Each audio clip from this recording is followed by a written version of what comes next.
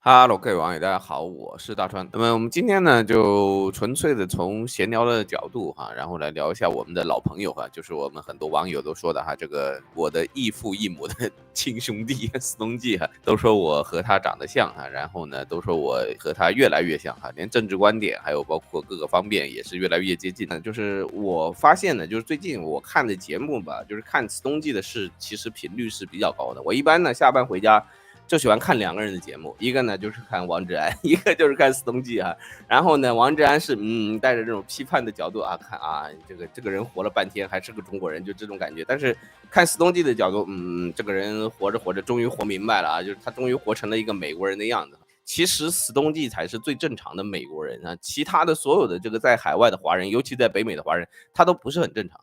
为什么？就是因为司东纪他真的是在为美国着想。你要知道司东纪他代表的是什么？就是说司东纪他其实自己讲过，他小的时候可能就是那个啥，喜欢看小说，然后呢，就是说平时就不上课，然后呢，在家里面就哔哩吧啦自己看，然后呢，就是他还是一个比较喜欢阅读的一个孩子吧，就是他小时候是个比较喜欢阅读的孩子，所以呢，到了海外之后呢，就是他有那种叫什么？我记得我以前看那个叫日本老师，有一个日本老师跟我们讲，有一个活字缺乏症，活字啊，就是活字印刷的活字啊，就是每天不看点字儿啊，就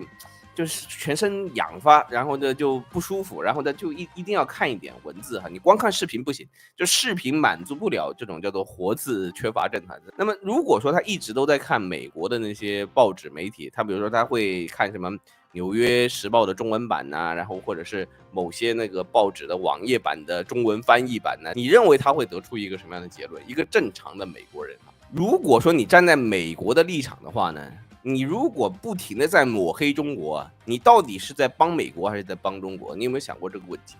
在司东纪这个角度来看，就是你把中国人都说成傻叉了，你把中国人都说的什么这个赶不上美国了，然后这对美国有好处吗？就对于美国的精英阶层来讲，他们想更多的学到中国的一些那些现状，然后呢，想更多的找到一些对中国的对策的方式，那么他就需要得到一些就是中国其实很厉害的那种东西。一个人最容易失败的时候是在哪里？在轻敌的时候嘛。司东纪就说：“哎，我们为了不轻敌，我当然说中国厉害的地方，就是美国现在需要写一些有关中国正在发展的一些文章，去敲醒那些知识分子，就不要让他们再相信什么我们有这个民主自由，然后呢，我们有这个更好的政治制度，我们靠着这个政治制度，我们就能打得赢中国，那不扯淡吗？你光有民主自由，你怎么能够打得赢中国呢？”还说回那一点啊，就是司东纪他既然有这个阅读的习惯，然后不停的看这种《纽约时报》，就像我在日本看日经和产经一样，就他们那些报纸里面，实际上和反华媒体的那些人里面的口径的东西是不一样的。他们会写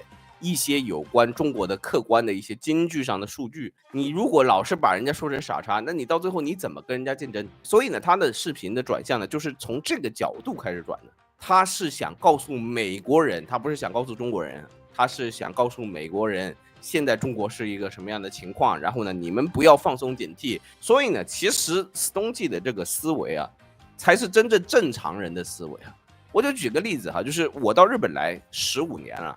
我也不是说吹嘘什么东西，我到日本来15年，前3年感觉到的冲击啊，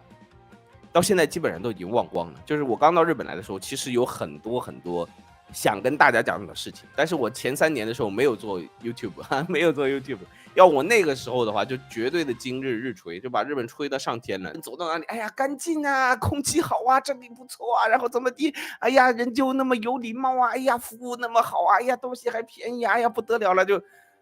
从头到尾都是这种感觉。刚来的时候，你肯定觉得这些发达国家是比较好的嘛，因为你看到都是他们好的一面嘛。但是你都住了15年了，然后你就会发现你习惯了。人最怕的就是这个习惯这个东西啊。你在美国生活了很多年，你美国好的东西，如果你还在说美国好的话，那就觉得你是不正常。我们就举个例子来讲，有的人结婚喜欢找帅哥美女，觉得好像跟他们结婚了之后，哎，我就跟神仙结婚了。再漂亮的女生跟你结了婚，她也是你老婆啊。然后她是你老婆之后，你不就习惯了吗？我一直在讲啊，这个国家啊、政治啊，还有包括这个政府啊，还有什么，你就按照家庭的这个角度去理解啊。就你如果娶不到她，你永远都会舔。你老是觉得她漂亮，因为你和她之间有距离，你根本够不到人家。然后呢，你一辈子都觉得你够不到人家，所以呢，你会不停的表扬人家，人家一个缺点都没有。但如果说他就在你家里面待着啊，然后呢，你就没看过他的头发把你家的那个什么洗澡盆的这个下水道给堵了吗？你就没看过他上厕所，然后起来之后你上去又撒了泡尿吗？你就这些事情全部都要做了，你们不会同时一起刷牙吗？所以呢，有很多到美国的这些华人哈，就尤其是那些恨国党和反贼那一派的人啊，他们到最后啊，就是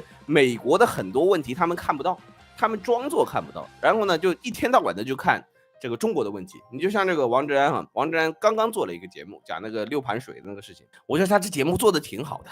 做的是不错，但是问题是你在日本，你关心这个干什么呢？你自己的老婆你都不照顾了，你天天去偷窥人家的老婆啊，听床师听得很开心，你这种叫做不正常。Stone 那种叫正常，你看 Stone 他报的新闻，有的时候就报美国本地新闻，和中国屁关系都没有啊。王志安他还是一个活在日本的中国人，Stone 记呢，他已经成为了一个活在美国的美国人，他也能看到，哎，美国这里不好，那里不好啊，然后说拜登这个做的不对，那个做的不对。我对这个台湾的这个民进党的工作还是非常认可的啊，就是他们把他们的这个下面的那些年轻人哈，教育的真是脑子都没有了啊，就是完全把中国人当成傻叉。哎，这都是民进党干的好事啊，这是应该支持的一件事情。为什么？我跟你讲一个故事哈，《三国演义》里面有一个武将叫做严颜，然后呢，他和那个张飞打仗。然后呢，张飞呢，这个严颜呢，老是这个就是拒战不出，然后严守那个关卡。然后呢，张飞想不出啥办法。然后呢，他说这个严颜知道我这个就是酗酒，然后呢，他轻敌。然后呢，我就装作我喝醉了。到最后呢，严颜搞不好我这次能赢啊，然后啪一下出来，张飞就给他设个埋伏，就把严颜给抓了。所以呢，就是实际上你把中国说的很差的那种大外宣呢，都是在帮中共的忙，对吧？就是我们还省钱了，我们张飞还不需要专门找个人去打屁股。那你说民进党这个岂不是功德无量？那民进党就完全自干五啊，就不花钱就帮你这个宣传了啊。为了要让台湾回归祖国，那民进党也是费了老鼻子劲了啊，应该感谢他们，让他们继续做这种宣传。Stone 记呢，无非是站在中美对立的这个角度来讲，作为一个真正的能够尊敬的对手，或者说你真的把对方当做敌人的话，你会完全的不客观的去报道别人吗？Stone 记是真的就是把中美这个敌对关系是吃得透透的，他是非常清楚的。就是你如果真的把对方当做一个尊敬的对手的话，你是不会做那种报道，专门给那些下层人士看的那种提气的内部报道啊，大内宣。你真的想做那种就是大外宣啊，就是说让那些人真的有一个正常的世界观，然后呢，正常的能和中国交往的时候，你会说这些东西吗？你不会啊，你关键你是不会。反过来有很多中国人哈，在外国哈，就做了那么多年啊，他其实还是中国人。也就是说，就像我举的例子嘛，就是你都已经和你的女神结婚了，你都在家里面看着她上厕所了，然后呢，你还在整天偷窥人家的老婆，你是想怎样？天天在听中共的床，你是想怎样？这王志安你是想怎样？他们这些才是不太正常的，就距离的把控啊，对于你对一个人的认识是很重要的。如果说我在这里做节目啊，你们都只是观众啊，然后呢，跟我这个距离感存在的时候呢，可能会有一个光环在那里。但是如果说你非要跑到我们家里来住啊，天天就跟我混在一起，那距离感不存在的时候呢，那尊敬就没有了。尼采说的对嘛，就是所谓的尊敬啊，都产生于距离。就你不管是什么样的人，就算这个人再伟大。我现在真的给你一个机会，让你和习近平住一天，你是一个最忠实的吸粉，你都会失望啊！他就是一个普通的一个公务员，任何一个人怎么有可能活成那个就你想象那种就是让你尊敬到神的那种状态？你之所以会这样想，不是因为你们有距离吗？就以前你比如说你觉得日本好，是因为你刚来日本，你对日本这个距离感啊，相对来讲还是以一个外人的角度在看。所以呢，你会觉得日本特别好，然后呢，你就看中国自己就很嫌弃啊，中国这个也没好啊，然后这个也不学日本啊，这个那个，你会有很多这个。但你在日本住的久了，结果你就会发现中国还有点眉清目秀，距离拉开了，这个是正常的。反过来，你老是觉得，对吧？你在美国生活，你和美国还一直有距离，那你就说你一天到晚就担心自己会被遣送回中国呗。那你如果说一直处于那种很难留下来的状态的话呢，你就只能一直把美国当做女神来看待。斯通记他是这样嘛，他夫妻两个，我估计都已经拿到美国身份了，基本上绿卡还是有了。然后呢，大房子住着嘛，他一辈子不回中国都行的。所以呢，他就会站在这样的角度去讲很多问题。讲到距离感呢，又讲到柯文哲这件事情呢，就是很多这个民进党的支持者到最后呢，他都不明白柯文哲为什么会拿到那么多的年轻票，就说他们会一直认为就自己做的政治是如此的完美，我们整了一整套的教材，把这些台湾人都洗脑洗成就是说台湾和中国就是不同的国家，中国就是个外国，台湾就是台湾。然后呢，我都花了那么多精力去洗他们的那个脑，为什么到最后他们还会去给柯文哲投票？他们搞不清楚。但是我告诉你，就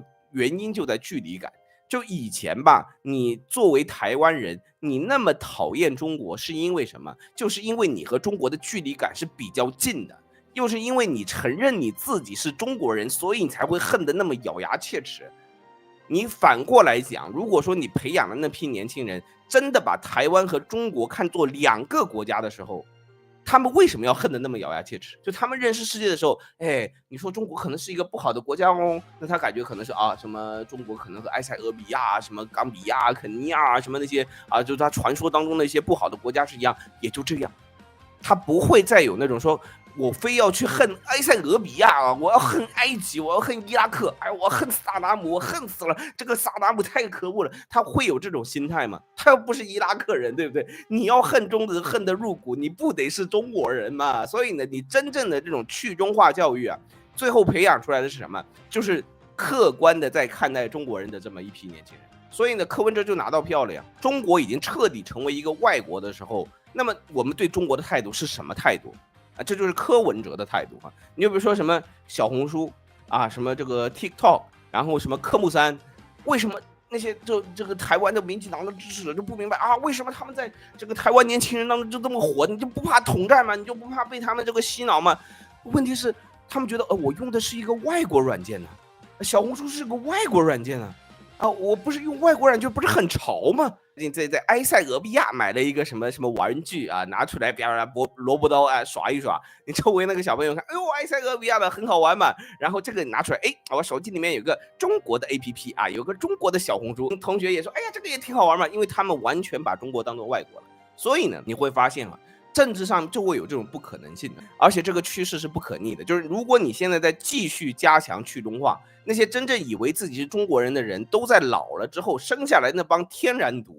他们不以为自己是中国人那帮人的话呢，他们对中国的态度反而会偏向客观，因为他就是一个很大的外国。钟明轩他就是一个典型的天然犊啊，但他到中国之后，哎，他不是感觉哎我是出国了？你说以前这个就台湾这帮人去中国旅行，他们会有那感觉说，哎，我出国了？没有啊，进入了一个死局。就是你现在这个教育，你已经走到这一步了，你现在要让这些人更加痛恨中国的唯一办法是什么？就要教给他们，你们是中国人，你要教他们，你们是中国人，他们才会跟你一样去恨中国。要不然的话，他们都认为自己是台湾人的时候，他们就没那么恨中国了。你明不明白？哎，那你说为什么天然独的都去柯文哲那边？就是因为这个道理啊。就是他们真的以为自己是外国人的时候呢，他们对中国的那种切齿之恨呢，不存在了。你想想看，两个夫妻同住一个屋檐下，然后呢，突然听说你老公在那偷情，那你气的啊，两把菜刀都掏出来，是不是？但是这是为什么？就是因为你们住在同一个屋檐下嘛。要是你们他妈是路人，他偷情就偷情了，关你屁事儿，对吧？你会至于拿刀出来跟他拼命吗？你不会啊。这就是我们讲的距离感嘛，不停的拉开那个距离，拉到一定距离之后呢，哎，距离产生美，他们对中国哎还有一些好感。民进党现在最大的尴尬就在这里，他现在已经进入了一个死局，他要继续走这条路的话呢，那柯文哲就必胜啊！就你越是搞那个天然独啊，说你们都是台湾人，从小这样灌输他们，他们越是愿意投柯文哲的票。就是所谓的反中啊，你必须要是中，你才能反中啊。等你不是中的时候，你怎么反中呢？就你那个距离感，你怎么去反中？所以呢，今天这个闲聊啊，就是从四冬季的这么一个话题哈，然后我们专门就讲了一下这个距离感的问题。就你去到国外啊，说句实在话，很多时候呢，和国内的人的看法呢，确实有点不一样。然后有些国内的人也觉得吧，就是，你好像还是有一层隔膜，是不是你把中国想得太好了？这个我道歉啊，有的时候是这样，就是因为我们已经是在国外生活了那么多年，然后偶尔回一趟国内，然后觉得国内，哎呀，这个突飞猛进啊，很多东西要学习啊，然后怎么地，这个不会那个不会啊，然后走上街上一片茫然啊，然后看一个小姑娘什么哔哩吧啦一堆，什么 APP 随便的点，什么美团呐、什么点车啊、美的啊，然后这个那个都不会啊，然后就外卖不会叫，回国都是经受再教育的一个过程。当我们到这个程度的时候呢，我们当然和中国的这个距离是有一些，那对中国的这个美感，朦胧的美感慢慢又回来了。真的要在外国生活过吧，才会有这种就是刻骨的这个感觉啊。所以呢，我们今天看看啊，还有一些网友的留言啊。